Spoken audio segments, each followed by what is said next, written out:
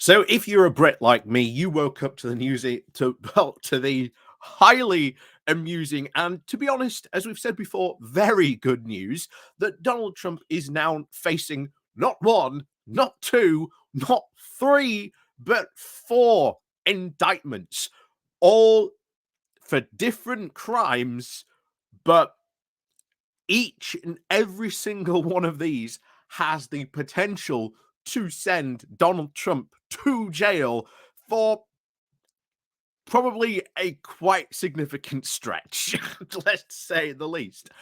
And this one in particular, number four indictment that's now against him is in the state of Georgia. For those of us who remember back then in the aftermath of 2020, Trump was calling up the state of Georgia to try and ask the state official to, well, rig the election for him. There's no better way to say it.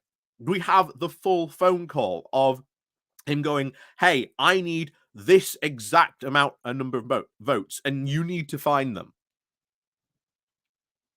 And if you don't, well, I know you're a really good guy, but it's really depressing to see you not following this rules when we know this election was crooked. We know that, Dominion were, stealing machines and all this, the usual claims that Donald Trump has made." And the entire phone call, um, I think it's like 3 hours, I believe. Like the full phone call between him and I think the was it the state attorney of, or one of the state officials in Georgia? The full phone call is like 3 hours long. But as a lot of people have said, Trump sounds like a mafia boss here, saying, well, hey, if you don't give me these, well, and to be honest, imagine this. One of the most powerful people in the world is on the phone to you going, hey, if you don't do this highly illegal thing for me, then you're going to face consequences. That must have been, for the other guy on the side of that phone, a genuinely terrifying moment to hear, the president of the United States almost threaten you in a very mafioso style way. It must have been one of the most terrifying moments of that man's entire life. But that's what happened. And it gets even worse because Donald Trump not only wants to try and,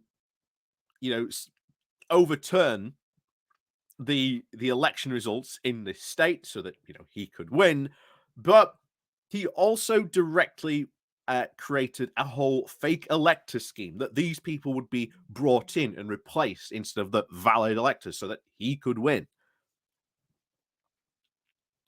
The aftermath of 2020 and Donald Trump's efforts to try and overturn these elections are a truly shocking moment for the US. And for the fact that Donald Trump and the Republicans daren't do anything. Like the fact the Republicans are even letting him run is a complete and utter farce. This guy has 4 indictments against him. Not only is this going to drain his money and resources, which, well, will be good, but this guy is going to be in court more than he is going to be on the campaign trail than campaigning for the nomination to be Republican leader, but also as president. And the idea that the Republican Party is going to allow him to do this is ridiculous beyond measure. But it goes to show you the level of delusion that these MAGA supporters in America still have for him. So I think the polls, or at least prior to this, was something about like 30% of the Republican Party still very much support Donald Trump. And that support alone is enough still to win him the nomination. It just goes to show you how terrified they are because he still has this power over the party. And just a couple of days ago, there was another Republican. I can't remember where he was, but I think he was like in Ohio or um, somewhere sort of in the middle, one of the middle states, somewhere in the middle. And he was standing up in this audience and he was going, look, if we put forward Donald Trump as our nominee, it is going to make us look foolish. It is going to make us look absolutely ridiculous. And you are guaranteeing Biden winning. And the audience booed him for telling the truth. Because no matter what happens, if Donald Trump somehow, and to be honest, let's face it, he's probably going to win the nomination. He really shouldn't. The Republican Party should, I think, will be interesting to see what they do in response to this. Because I would not be surprised if the big heads of the Republican Party get together and go, we cannot allow him to run. We have to do something about it. Now, whether they will actually grow a spine and do that, we don't know. But maybe this fourth indictment against Trump might actually allow them to finally find their spines and actually do something about him at last. But we'll see what happens there from the Republican side. Honestly, if this was, let's say this was a Tory leadership contest, by now, the senior, shall we say, people in charge of this election would have turned around and gone, yeah, no, you can't run. Now, we've never been in the UK, been in that sort of position. Now, we almost were, technically, when you had Boris Johnson wanting to run again against Rishi Sunak. Of course, you had the whole the select committee that was going up against him. So that would have been highly interesting to see what would have happened if he was prime minister.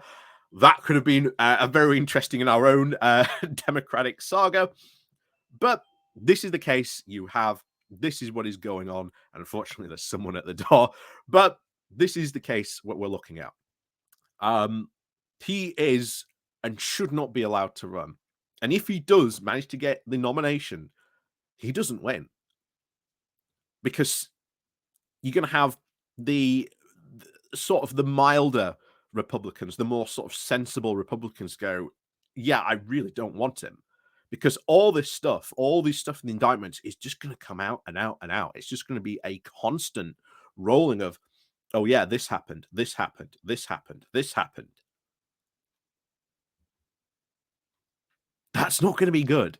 That is not going to be good and not going to make Trump look good, nor is it going to make your party look good when you're expecting your potential candidates to go out and actually defend Trump. What does that make them look like? And it wouldn't surprise me if maybe, and I say maybe is a long shot, maybe some Republicans do actually decide to break ranks and speak out against it. That will be interesting to see if that were to happen. But ultimately, Democrats aren't going to vote for Trump. And more importantly, the independents certainly not going to vote for Trump. The polls have shown that. So if Trump does gain the nomination, which still looks very likely he will, we'll see what the Republicans do in response to this fourth indictment, because the idea you could have a presidential candidate with 4 indictments going into him as a potential, president, that could cause a lot of problems, a lot of problems indeed. So we'll see what happens in this case, but yeah, things are probably potentially about to start getting very interesting in America once again. So we'll keep an eye on things and see what happens, but oh boy, yeah, things are about to get pretty interesting. So as always, thank you very much for watching. Please do remember to click on the like, share, and subscribe button on your way out. And of course, down below, there are links to help support the channel as well. So as always, until next time, we'll see you all very soon.